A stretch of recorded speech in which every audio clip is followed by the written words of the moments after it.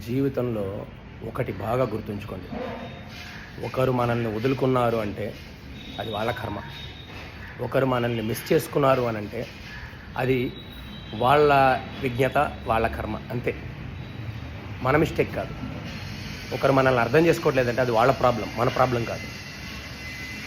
Always మన thoughts, మన ఆలోచన, మన ఎమోషన్స్ ఇలానే ఉండాలి.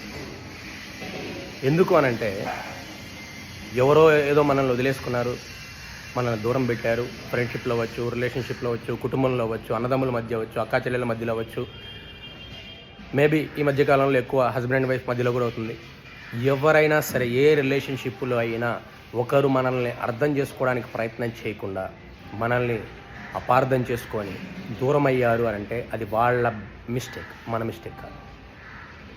దిస్ ఈజ్ మీ అంతే. మనం ఇంతే. మనం మారకూడదు.